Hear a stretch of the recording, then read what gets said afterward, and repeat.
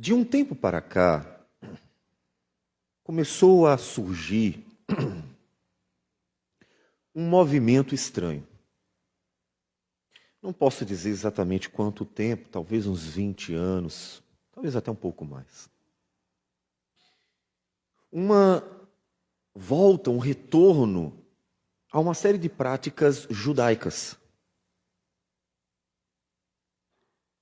Várias organizações religiosas começaram a trazer elementos judaicos para o culto, inclusive. E é óbvio que isso não poderia dar em outra coisa senão uma manifestação da idolatria do homem. Calvino disse: o homem é uma fábrica de ídolos. O coração do homem é uma fábrica de ídolos. É tão perigoso isso, que o cristianismo viu muitas vezes altos e baixos, e esses baixos, muitos deles bem baixos, conduziram às mais profundas expressões de idolatria. Nem sempre são iguais. Em alguns grupos religiosos, a idolatria se expressa por imagens, e pessoas se prostram diante delas como se elas pudessem ouvir. Em outros lugares, os homens se prostram perante pessoas vivas, e então aclamam estas pessoas como se elas definissem tudo, toda a verdade. E nós temos visto em nossos dias isso.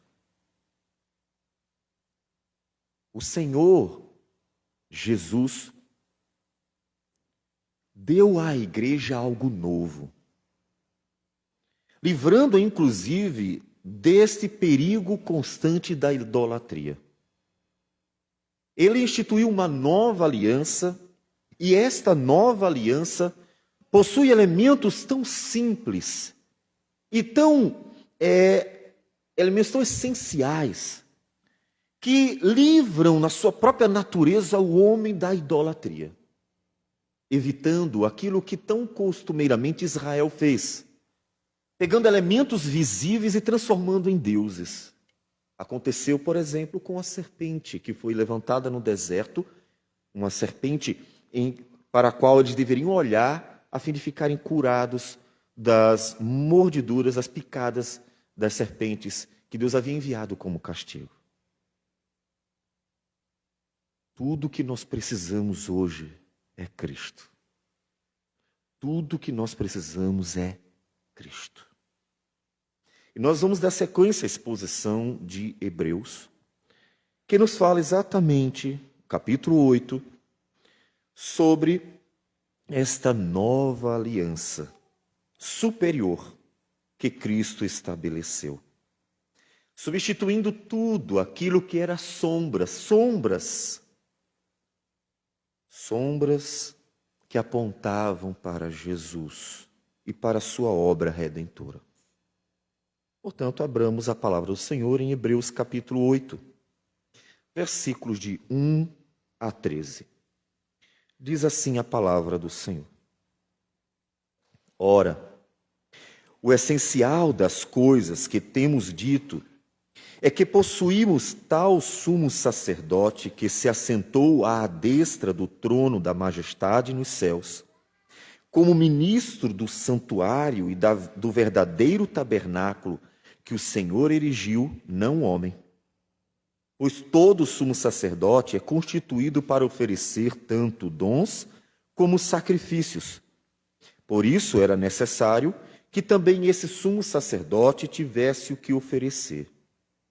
Ora, se ele estivesse na terra, nem mesmo sacerdote seria, visto existirem aqueles que oferecem os dons segundo a lei, os quais ministram em figura e sombras das coisas celestes, assim como foi Moisés divinamente instruído, quando estava para construir o tabernáculo. Pois, diz ele, vê que faças todas as coisas de acordo com o modelo que te foi mostrado no monte. Agora, com efeito, obteve Jesus ministério tanto mais excelente, quanto é ele também mediador de superior aliança, instituída com base em superiores promessas. Porque se aquela primeira aliança tivesse sido sem defeito, de maneira alguma estaria sendo buscado lugar para uma segunda.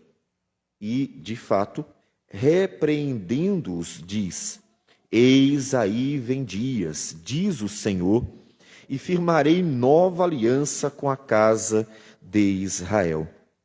Não segundo a aliança, casa de Judá, não segundo a aliança que fiz com seus pais, no dia em que os tomei pela mão, para os conduzir até fora da terra do Egito. Pois eles não continuaram na minha aliança, e eu não atentei para eles, diz o Senhor. Porque esta é a aliança que firmarei com a casa de Israel, depois daqueles dias, diz o Senhor. Na sua mente imprimirei as minhas leis. Também sobre o seu coração as inscreverei. E eu serei o seu Deus, e eles serão o meu povo. E não ensinará jamais cada um ao seu próximo, nem cada um ao seu irmão, dizendo: Conhece ao Senhor, porque todos me conhecerão, desde o menor deles até ao maior. Pois, para com as suas iniquidades, usarei de misericórdia, e dos seus pecados jamais me lembrarei. Quando ele diz nova, torna antiquada a primeira. Ora, aquilo que se torna antiquado e envelhecido está prestes a desaparecer. Senhor Deus amado, que o teu nome seja glorificado em tudo e na pregação da tua palavra também.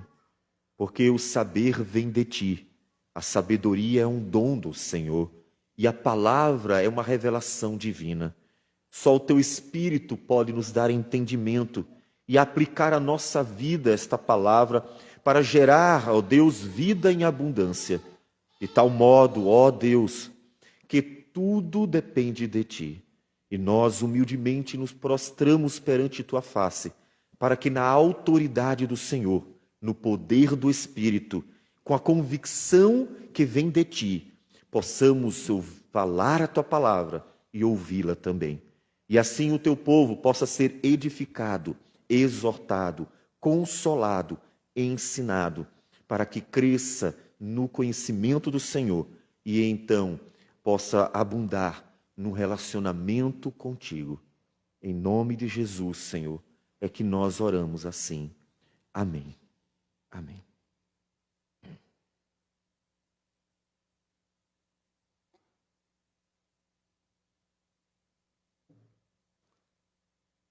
O autor aos Hebreus, como nós temos dito até então, ele está mostrando a superioridade de Cristo e sua obra sobre todo o judaísmo. Lembrem-se que o problema vigente é a apostasia mesmo. Nós sempre lembramos a diferença de apostasia para o que se popularizou como desvio, porque a apostasia é uma negação de Cristo. É alguém, se diz cristão, voltar ao judaísmo, ou mesmo se tornar ateu. Isso é apostasia. Um desvio é aquele momento de frieza em que a pessoa, por alguma razão, desanima, mesmo que não devesse fazer isso, e então passa um tempo meio que afastado de uma relação mais próxima ao Senhor, até que então, nunca negando a fé, voltará aos pés do Senhor. Portanto, algo sério estava acontecendo, e dentre os hebreus, o povo judeu, aqueles que eram cristãos, estava surgindo uma ameaça. Pessoas do judaísmo estavam atacando, tentando convencer os que, dentre os judeus, se converteram, que, na verdade, o cristianismo nada mais era do que uma seita herética, que o cristianismo era uma confusão de alguns pescadores e assim por diante. E então ele mostrará com muita propriedade que o cristianismo é o cumprimento de toda a escritura do Antigo Testamento em Cristo Jesus.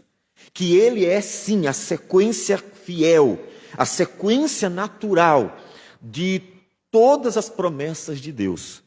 Portanto, aqueles que não se convertessem a Cristo é que estariam rejeitando o Deus de Israel. Este é o propósito do autor aos Hebreus. Então, ele aqui vai continuar nos mostrando essa superioridade, focando agora na aliança.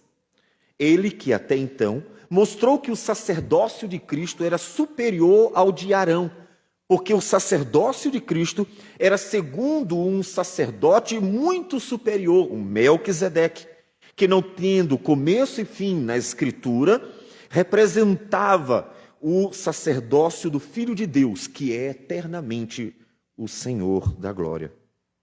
Então, diz assim o capítulo 8 de Hebreus: ora, o essencial das coisas que temos dito é que possuímos tal sumo sacerdote que se assentou à destra do trono da majestade nos céus, como ministro do santuário e do verdadeiro tabernáculo que o Senhor erigiu, não o homem. Esses dois versículos podem até ser considerados como término, e aqui vamos tratar como o resumo daquilo que estava sendo dito até então. Porque ele diz, olha, resumindo, o essencial, ou o que eu quero mostrar para vocês, é que nós temos um sumo sacerdote.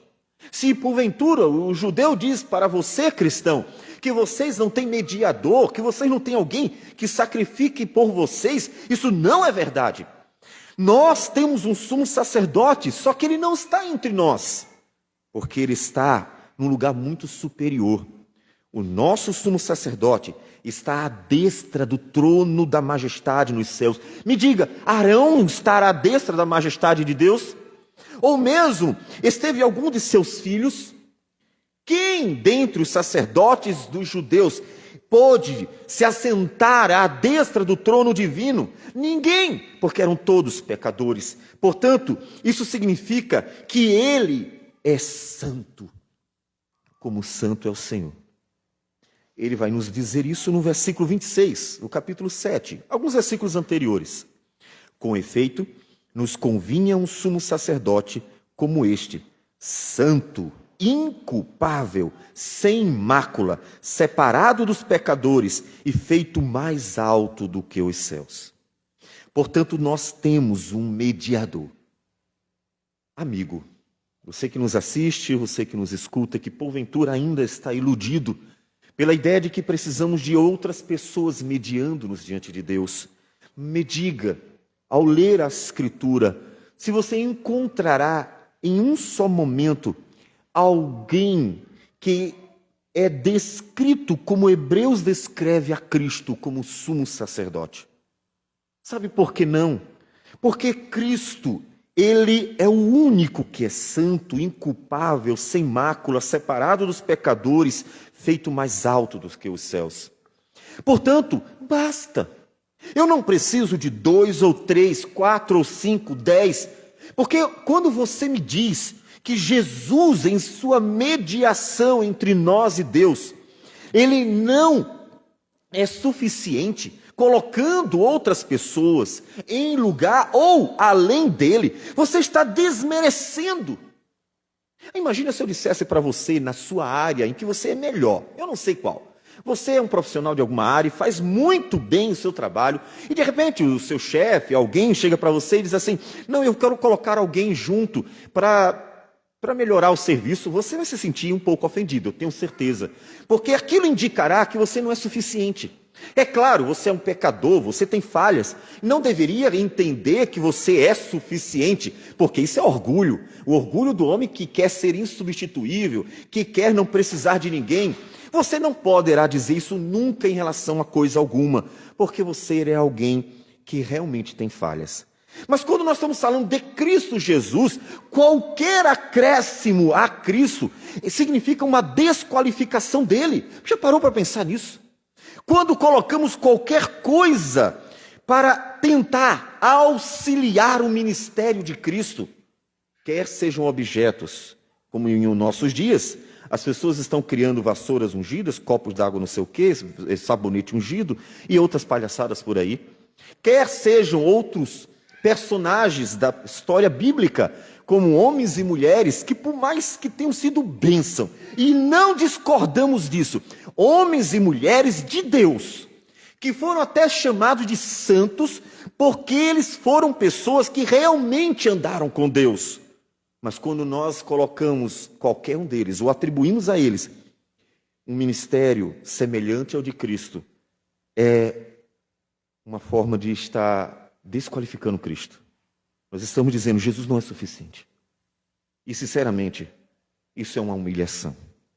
É uma humilhação para o Cristo, Senhor da glória. Dizer que Ele não é suficiente. Dizer que Ele precisa de alguém porque Ele não basta. Não faça isso. Não cuspa na face de Cristo.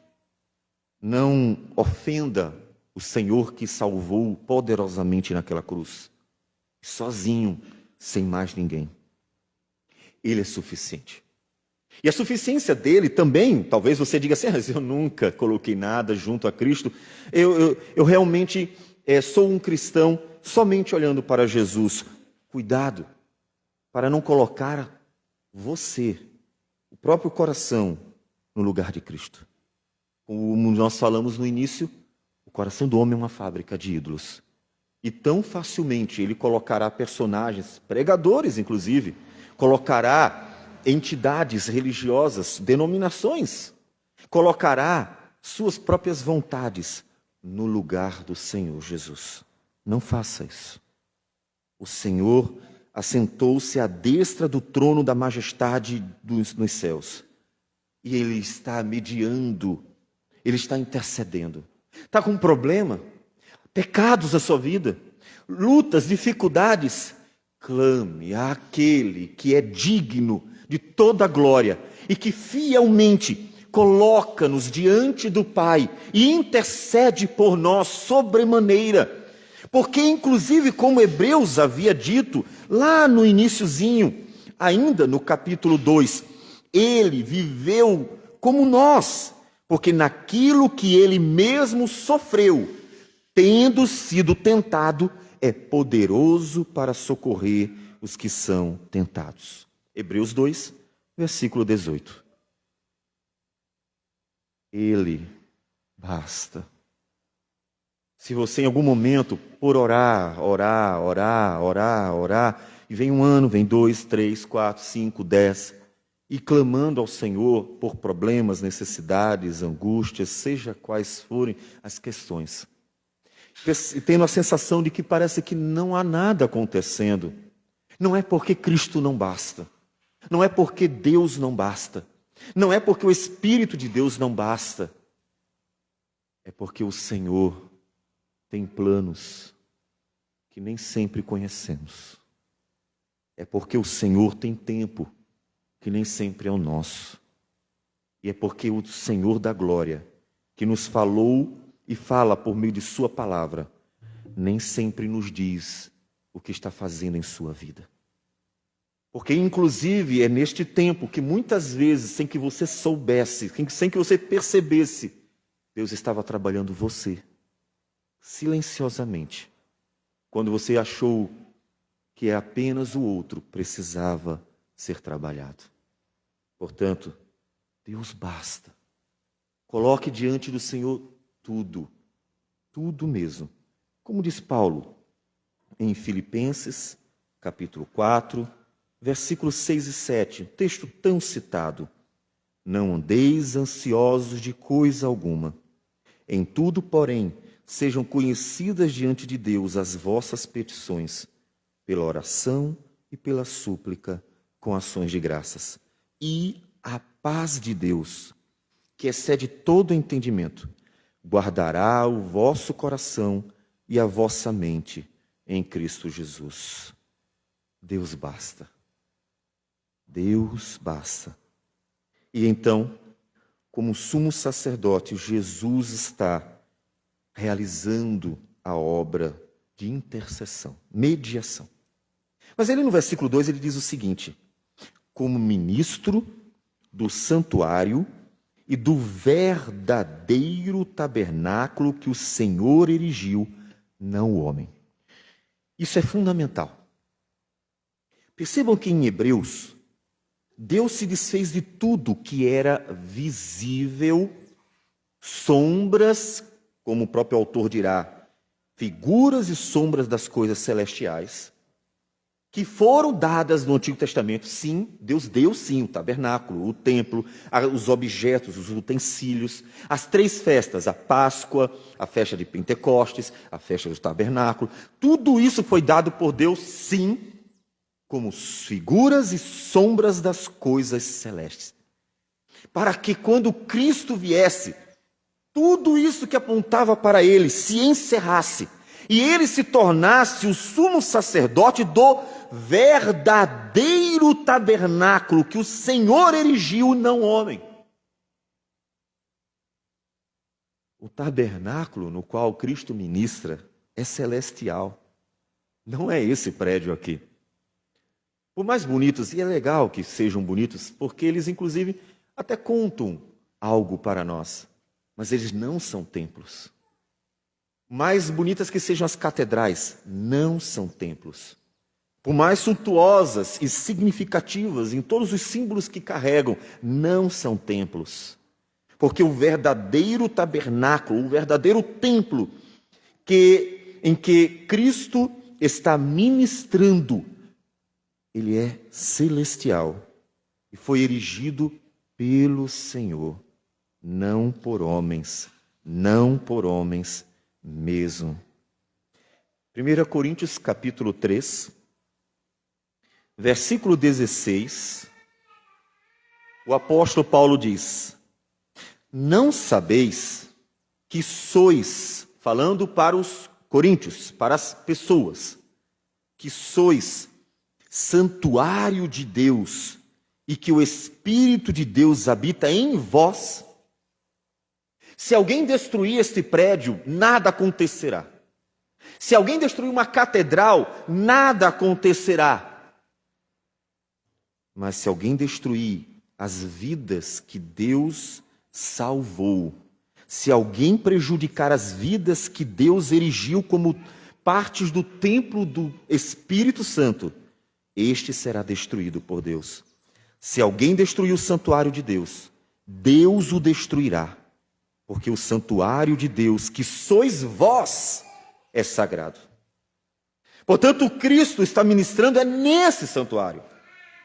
O tabernáculo que Deus ergueu é um tabernáculo espiritual. Nós não precisamos mais de um templo visível.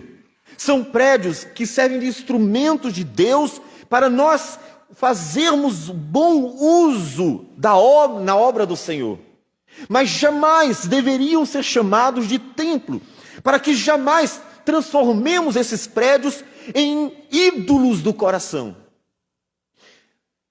Você tem uma roupa para cá e uma roupa para lá? Quantas pessoas têm uma roupa para usar na igreja e uma roupa para usar fora da igreja? Eu não quero dizer que você não possa vir bonitão, bonitona, com toda a moderação, porque o propósito não é chamar a atenção para você. Você, de hipótese alguma, é o centro deste culto. Só o Senhor. Todavia, eu estou falando de roupas que às vezes lá fora são indecorosas, mas aqui elas são comportadas. Afinal, quem quer chamar muita atenção para decotes dentro de uma igreja? Você tem um comportamento lá e um comportamento aqui. Afinal, quem quer ouvir palavrão dentro da igreja, mas no trabalho ninguém se incomoda? Observe que há muitas pessoas que tratam o prédio de tal modo que o comportamento dentro dele é um e fora é outro, mostrando que sim, o prédio se transformou no ídolo. Inclusive, para muitos, isso aqui é um altar. Não, meu irmão, isso não é um altar, porque o altar erguido pelo Senhor está nos céus, onde Cristo, o Cordeiro, foi sacrificado diante do Pai, como um sumo sacerdote, apresentando a si mesmo. É lá que ele está, à destra do trono da majestade nos céus. Quando um prédio muda sua vida, fazendo com que ela tenha uma duplicidade, ele se transformou num ídolo de seu coração. Você transformou o prédio num templo sagrado que está impedindo de você viver uma vida inteira para Deus. Aqui dentro você é uma pessoa, lá fora você é outra. Aqui dentro você parece a pessoa mais encantadora do mundo. Em casa, no trabalho e na rua, é o demônio em pessoa. Isso mostra que o prédio se transformou num ídolo. Cristo nos tirou tudo isso, para que nós vivamos uma religião pura e sem mácula, em que a vida cristã significa viver para Ele o tempo inteiro. Gálatas, capítulo 2, versículo 20, Paulo diz: logo, já não sou eu quem vive, mas Cristo vive em mim. E esse viver que agora tenho na carne, vivo pela fé no Filho de Deus, que me amou e a si mesmo se entregou por mim. Observe que Paulo nos diz que a vida inteira dele era um culto ao Senhor. Tudo, a vida toda dele era dedicada ao Senhor. Ele que foi comprado por Cristo Jesus, agora pertencia totalmente a Cristo Jesus. Tudo nele pertencia ao Senhor. É interessante lembrarmos as palavras de Isaías quando ele vai falar sobre o jejum. Isaías diz: foi este o jejum que eu escolhi, que vocês simplesmente estejam se privando de comida, bebida e até de outras coisas, talvez festas. Foi esse o jejum que eu escolhi, vocês simplesmente botarem panos de saco e começarem aparentemente a se mostrar contristados. Não foi esse o jejum que eu escolhi, mas que vocês cuidem do órfão e da viúva, que vocês sejam justos e íntegros, não parciais, que vocês sejam honestos e então tenham uma vida social agradável a Deus. Nunca foi o propósito do Senhor criar uma religião de aparências, como sempre acontece. Uma religião de meras aparências, de prédios bonitos, onde o povo me adora com os lábios, mas o seu coração está longe de mim, diz o Senhor. Quando Cristo Jesus pôs fim a todas as sombras e figuras do Antigo Testamento, Ele nos conduziu a uma religião de verdade. Uma religião em que o homem, ele deve viver para Deus de forma transparente. Em que o seu coração, ele é o lugar da habitação do Senhor. Não um prédio. O verdadeiro tabernáculo quem erigiu foi o Senhor. Portanto, o cristianismo ele tem que ter um cuidado que nós vemos nas páginas do Novo Testamento. Que as figuras e sombras não retornem para ele, transformando-se naturalmente em ídolos, como está acontecendo. Altar, elementos judaicos na mesa, entre outras coisas, como até ritos. Usos de nomenclaturas judaicas, cultos que vão se assemelhando muito mais a ritos que foram encerrados. O cristianismo recebeu algo melhor. Observe que o autor diz, é algo superior o que nós temos. É superior, não é inferior, é superior. O termos uma vida cristã, em que a nossa vida é dedicada ao Senhor, como um povo que não precisa a não ser do próprio Cristo, é superior às muletas que Deus havia dado no Antigo Testamento. Versículo 4. Ora, se ele estivesse na terra, nem mesmo sacerdote seria, visto existirem aqueles que oferecem os dons segundo a lei, os quais ministram em figuras e sombras das coisas celestes, assim como foi Moisés divinamente instruído, quando estava para construir o tabernáculo, Deus havia ensinado a Moisés o que fazer, para que tudo aquilo fosse figura que apontasse para algo superior, para o que nós vivemos hoje. E o que é que nós vivemos hoje? O que nós vivemos hoje, ele vai dizer nos versículos de 8 à frente. Eis, aí vem dias, diz o Senhor, e firmarei nova aliança com a casa de Israel e com a casa de Judá. A aliança de Cristo é a nova aliança. Não segundo a aliança que fiz com seus pais no dia em que os tomei pela mão, para os conduzir até fora da terra do Egito. Pois eles não continuaram na minha aliança, e eu não atentei para eles, diz o Senhor. Porque esta é a aliança que firmarei com a casa de Israel. Depois daqueles dias, diz o Senhor, na sua mente imprimirei as minhas leis. Onde é que estavam impressas as leis do Senhor? Em tábuas de pedra colocadas dentro da arca da aliança. Todos eles eram objetos e representavam a presença de Deus no meio do seu povo. A palavra de Deus no meio do seu povo como pedra, rocha, algo firme. Agora, onde é que ele iria imprimir esta aliança, estas leis? Onde ele iria imprimir? No coração. Na sua mente e no seu coração. Continuando, também sobre o seu coração as inscreverei. Na sua mente e no seu coração as inscreverei. Lembramos Ezequiel, capítulo 36, uma profecia exatamente também sobre esses dias da nova aliança, em que Deus diz, dar-vos-ei, versículo 26, capítulo 36, versículo 26, dar-vos-ei coração novo, e porei dentro de vós espírito novo. Tirarei de vós o coração de pedra, e vos darei coração de carne. Porei dentro de vós o meu espírito, e farei que andeis nos meus estatutos, guardeis os meus juízos e os observeis. Esta é a nova aliança. É uma nova aliança em que não é o prédio que define a religiosidade do povo, porque Deus habita no povo. A nova aliança em que a palavra de Deus, ela não está apenas guardada dentro de uma arca, ela está nas mãos do povo, mas principalmente ela está na mente e no coração desse povo.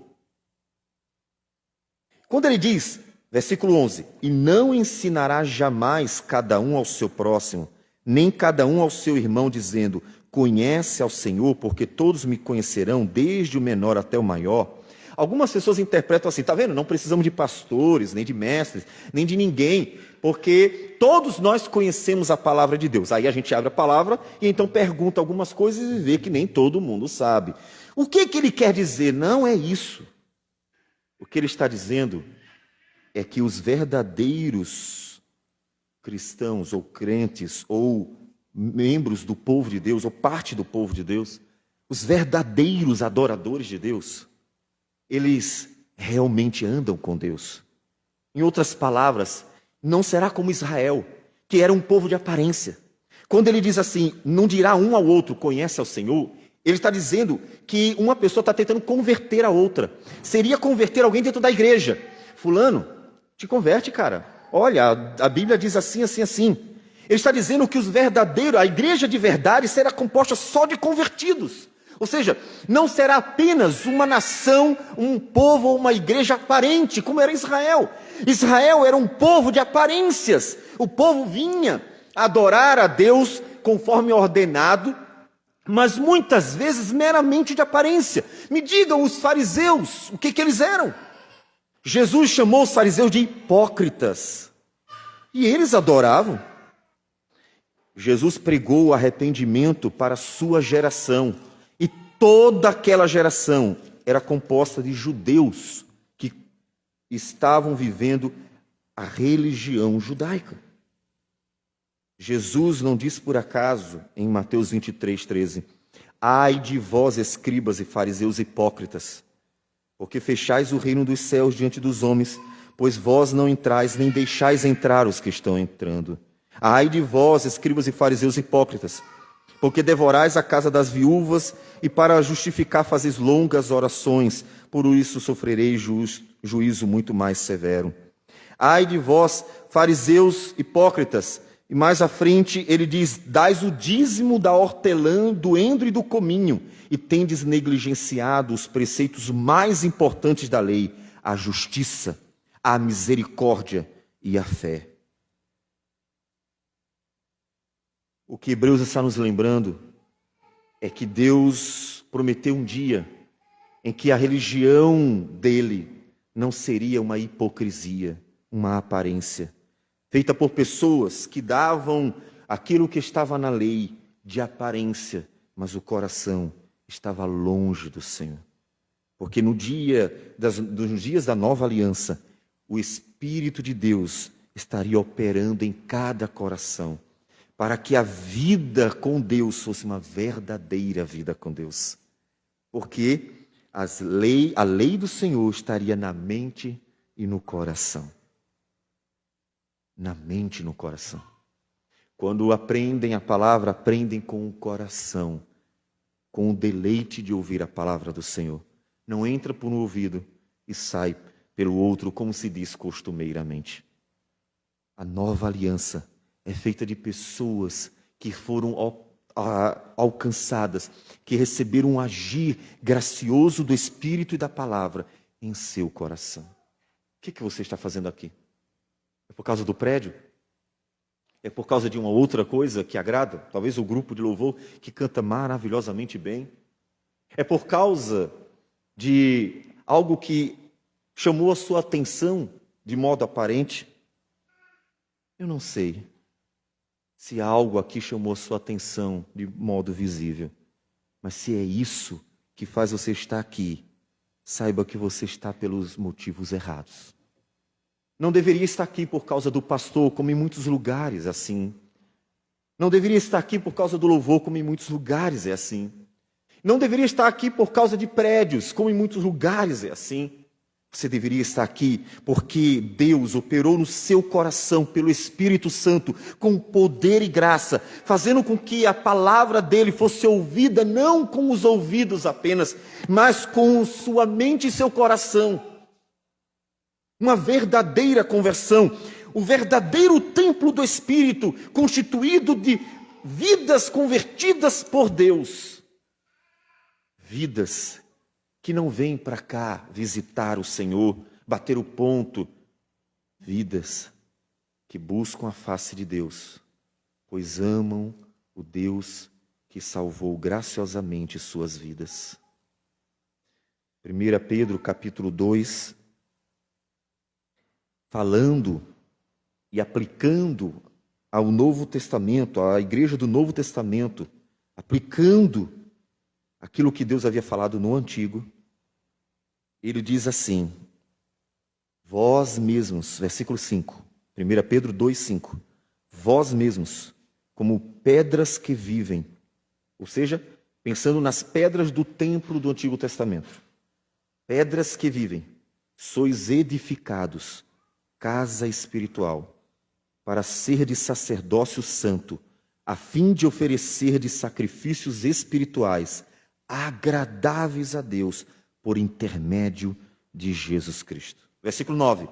Vós sois raça eleita, sacerdócio real, nação santa, povo de propriedade exclusiva de Deus, a fim de proclamardes as virtudes daquele que vos chamou das trevas para a sua maravilhosa luz.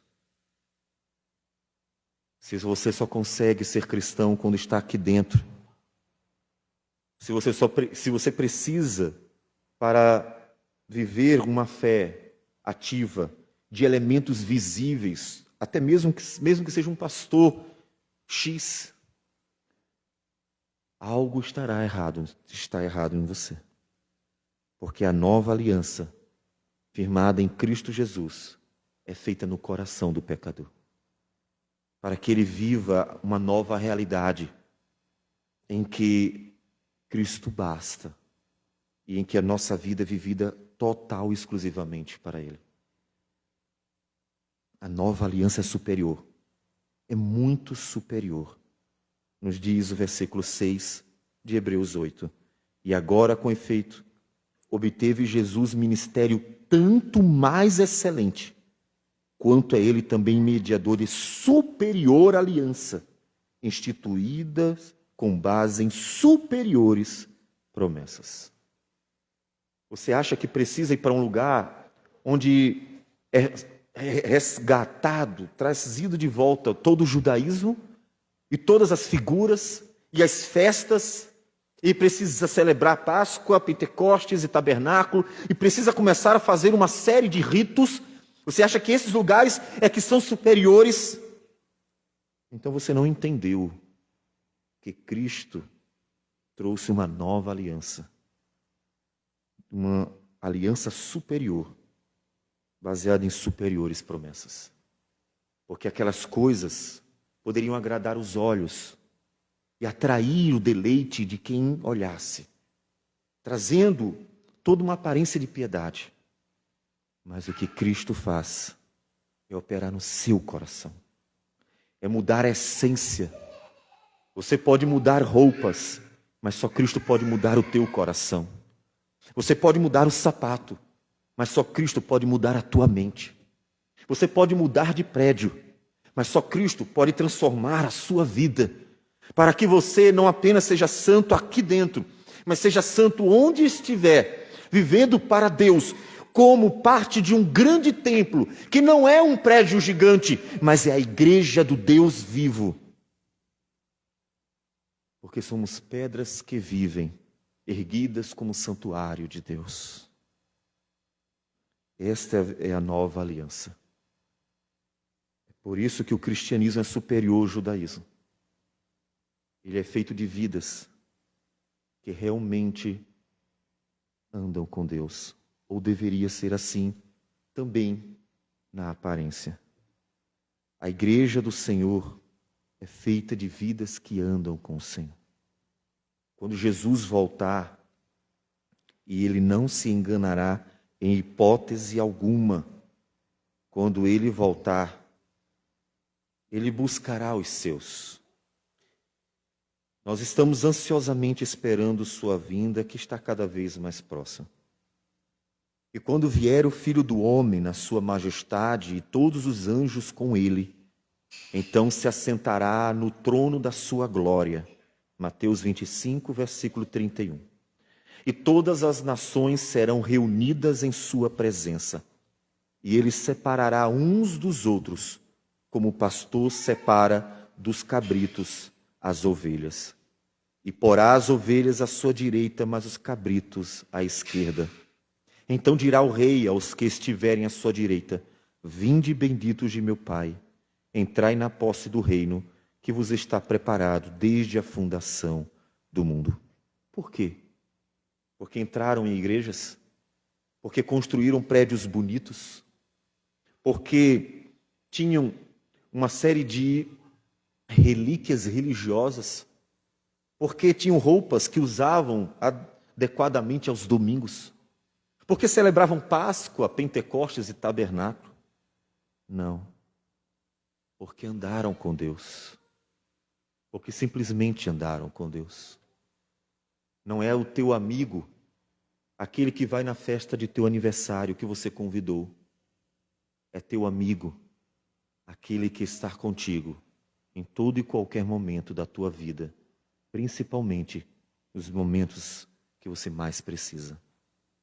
É cristão, não aquele que dominicalmente dá as caras em uma entidade qualquer religiosa, num prédio qualquer. É cristão, aquele que foi alcançado pelo poder do Espírito de Deus e da Palavra de Deus.